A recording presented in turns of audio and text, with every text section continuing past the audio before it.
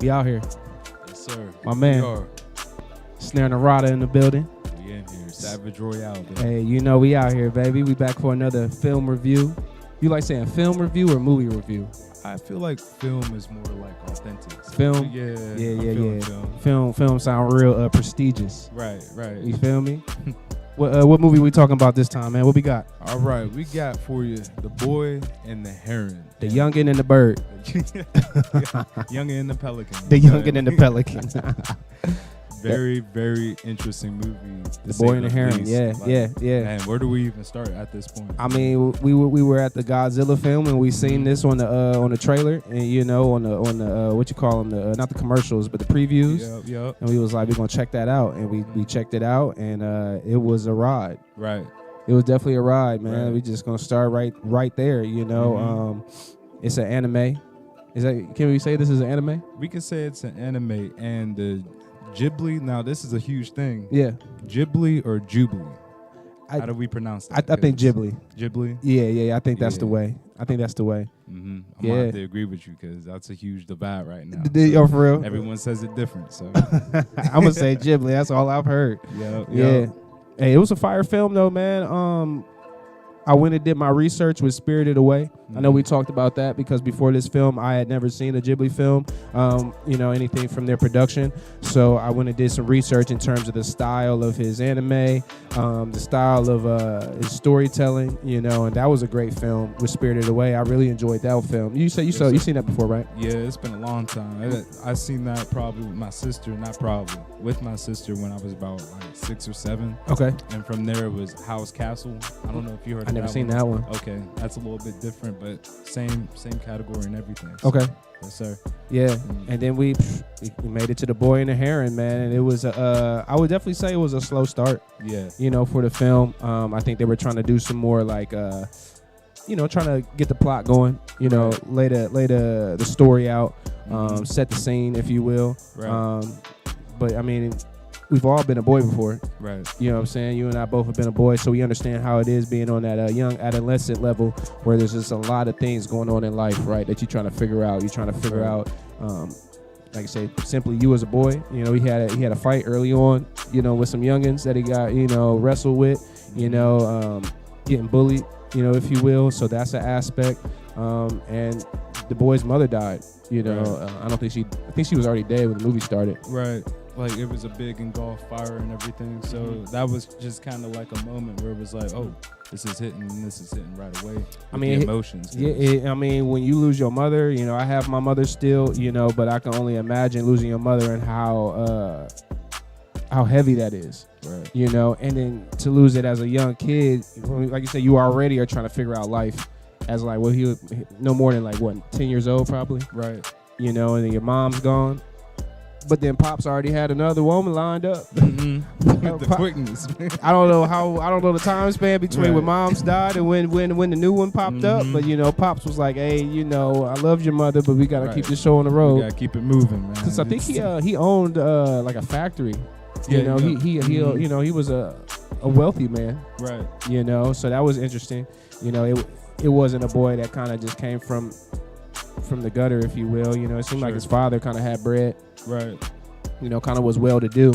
So that was interesting. And they just kind of rolled up into their new house, their new home, their new city, or wherever they were. I believe it was probably Tokyo. Yeah. That in itself is a challenge for a child. Right. Did you ever move as a child? From Pittsburgh right to Cleveland. Yeah. It wasn't a child, but I was grown enough and I'm still trying to figure it out.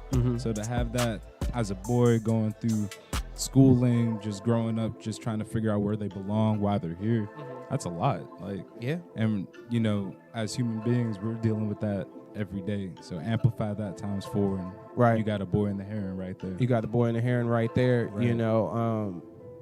And then he finds, even before we get to the Heron, he even you remember all those little women that was just in the little old women that was in the house. Yeah, four or five of them. It was a bunch of them just running around just doing stuff. They was all surprised. They brought some cigarettes and they was all excited.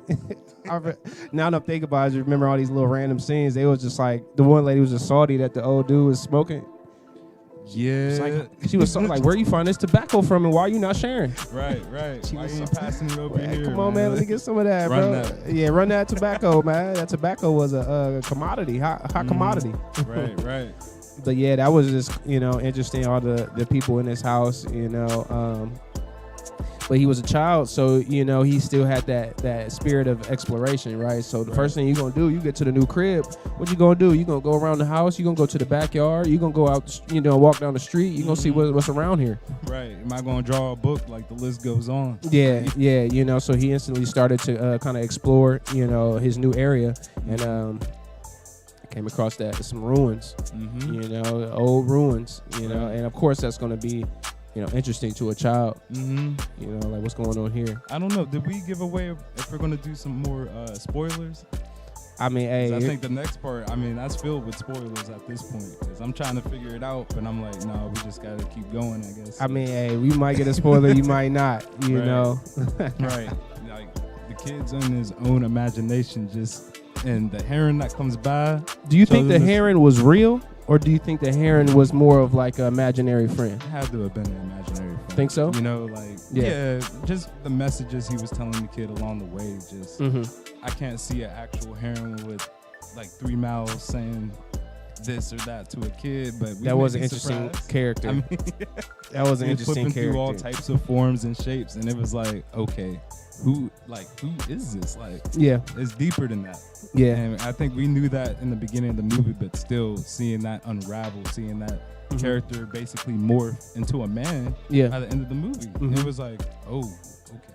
Yeah, we're dealing with something like not only visually stunning, but it asks a lot of questions. Very deep. How do we get there? Very deep. Right. So I was doing some research on the movie, and I believe they said that the original title of the film was "How Do You Live?" Really? That's a heavy, I found that out this morning. Question. Yeah. I found that out this morning. Wow. That was supposed to be from what I heard, that was supposed to be the original title of the film. How do you live? Yeah. Something along those lines. And when I heard that really started to just get me thinking about, just the boy and the heron in the movie. You being a young child, you're in that kind of, not a teenager yet, but you're in that area of your life where you're just very interested in things. You have a lot of questions. Right. You have questions about life, even like something like death, like your mother leaves, somebody that gave you life, know. So then for the question of that to be, how do you live,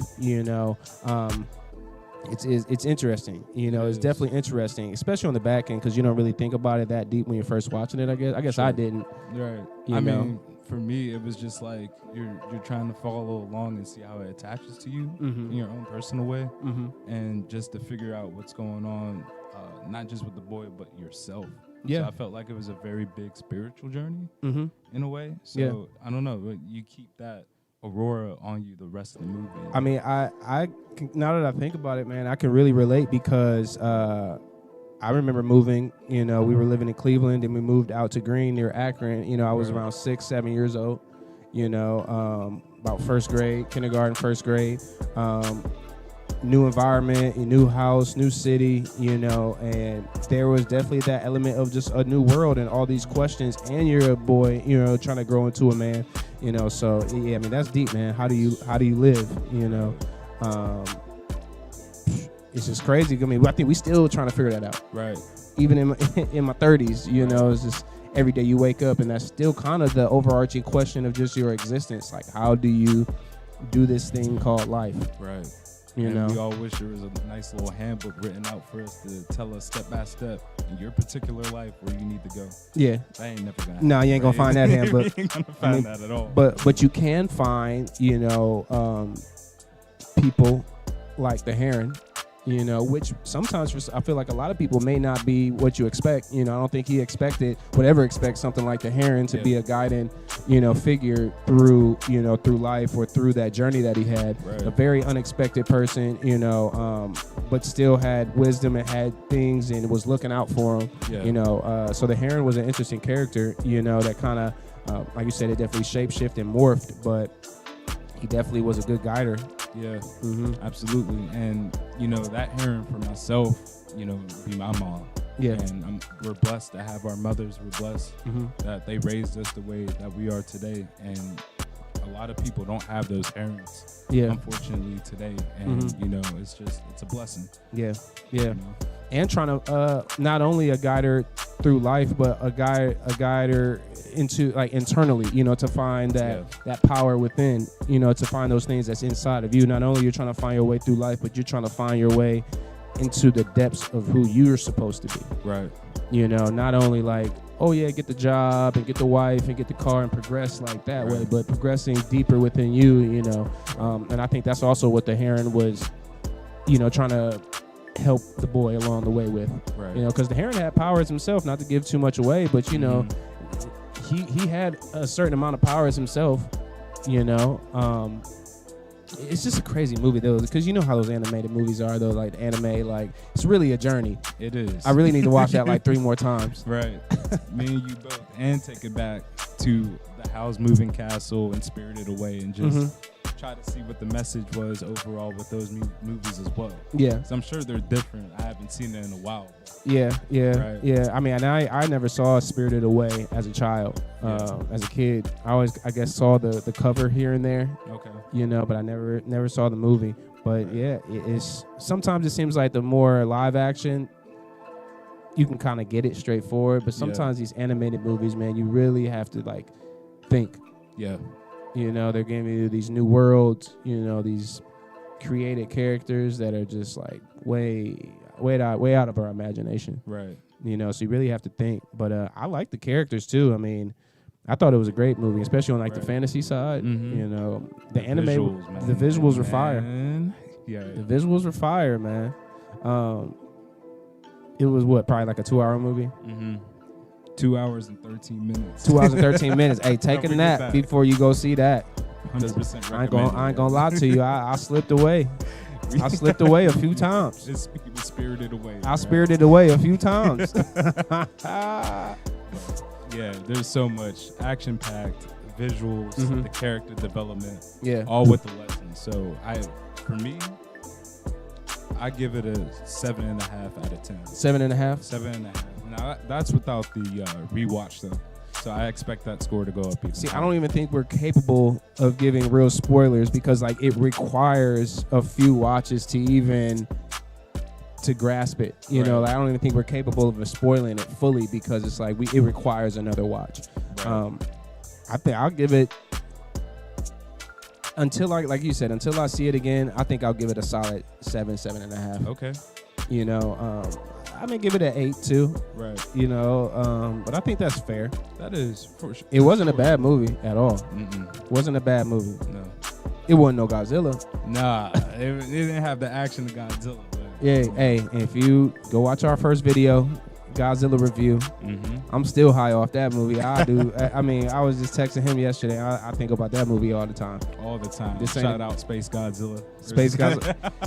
I was about to watch Mecha Godzilla today. I couldn't do it. Nah, you gotta take one of those movies like a week. I got a week, one per week, one per week. Yo, absolutely, man. But I'm definitely going. The other movies that you suggested from Ghibli, I'm definitely going to have those on my list of movies to watch. Just for a lot of reasons, you know, for the anime, for the animation, you know, and for those deeper concepts. You know, I love thought-provoking things, right? Absolutely. Yeah. Movies that make you think and want to dig deeper into what it's really about. Hey, the boy was crazy though. He remember he busted his head on purpose just to not go to school. With the rock, yeah. He got in a fight. He was like, you know what? I ain't trying to go back to school. I'm gonna just bust myself in. It's like, damn, I'm sick. I can't go to school. Right. Right. We all been there before. Right. We all been there. I ain't trying to go. My mom wasn't playing that. She was like, here go this Band-Aid. Take your ass to school. Hey, don't forget the ginger ale. And take this ginger ale. The healing medicine. And don't come talking about you seen no Heron talking no shit. Right. Take your ass to school. There was no playing video games. Nah. You had to be sick. If you were sick, you are not well enough to even watch TV. You better not even know. You're sick. No. You're done. Yep. Go in the room, get in the bed, turn the lights off, go to sleep. Absolutely. 1 in the afternoon. Shout out to our mothers. Shout out to the mothers, man. Yeah. I mean, but that was, like I said, that was a heavy part of the movie early. Yeah. I mean, that kind of just set the tone. You know, if that wasn't there and it was just, oh, you're your dad. I mean, because his mother could have just left, or they could have just kind of left that out, and just his dad just had a new woman type of deal, But the fact that his mother died, that added so much early emotion. Like you were instantly like connected. Absolutely. Without fantasy and these new characters and these things that are kind of from your imagination, that's all good and fine, but I think the element of just like that mother was just a good touch to just get the viewer really engaged and really connected early on. Absolutely. They did the same thing with Godzilla, just in a different perspective with the kamikaze. Yeah. Did the exact same thing, got us emotionally attached, and a movie like this also raised the question that we brought up in the first one.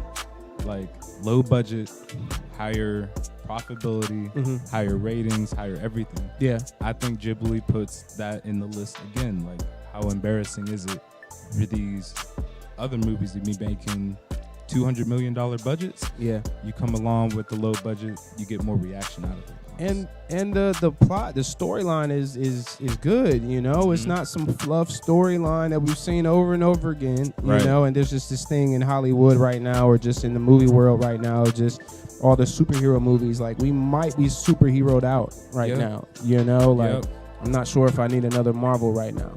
Right. We can chill on that for a couple years. I can hold off on that. Yeah.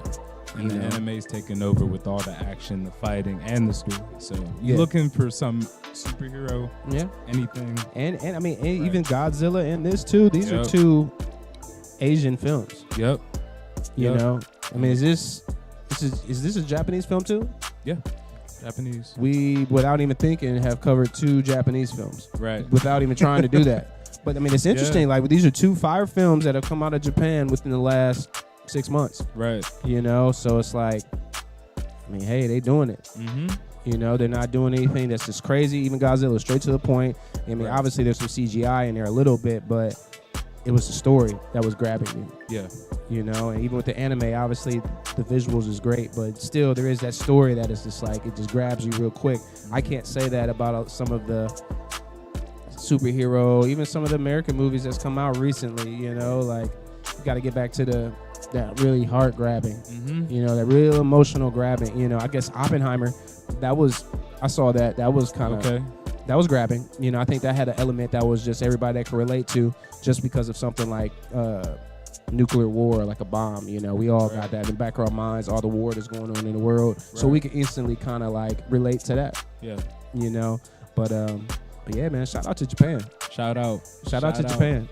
I can't wait to go to Japan, man. Man, we're going to be up in there. I'm going to bring my car somehow. You're going to bring the camera. Oh, man. I'm bringing the camera and the drum machine. We're going to be out there. Yeah. Look for us on the streets. Come on. Hey, we out here. We coming, Japan. Hey, this is StreamSpace. Another quick film review. This is only the second one, man. We got a long way ahead of us. We do. We got a lot of movies to watch and review. So stay tuned. Yeah. And, if you're fucking with the reviews, tag us in leave a comment, maybe give us a few movies to review. If you know some movies that's coming out that you think we should go watch and review, get some suggestions. I'm down. Yep, we in there. Yeah, and you got a new Instagram channel. New Instagram, Snarenarada. Yeah, Instagram page. Yep. Follow at Snarenarada. Basically ties everything together. We're out here. Yeah, and it's time. We're out here. So let's get it, man. Let's get it, baby. Hey. We love you. We love you so much. We love you. Peace. and shout out to my man Snarenarada, because he got us sipping on some fine liquid over here. Angels Envy. Angels Envy. He coming. Hey, if this man coming through, he ain't coming through with no Coronas or no Jack Daniel. He coming with some stuff that's gonna have some hair on your chest. Yep. You gonna grow up real quick. You gonna grow up real quick. It ain't gonna be the boy and the Heron. It's gonna be the man and his dog. The dinosaur and Godzilla to Godzilla, bro. That's right. We in here. Hey, we out here, yo. Peace. Maybe not. We're not out here yet. Hold on. We still here. We evolving like these movies. Give us some time. Man, they tripping. Damn.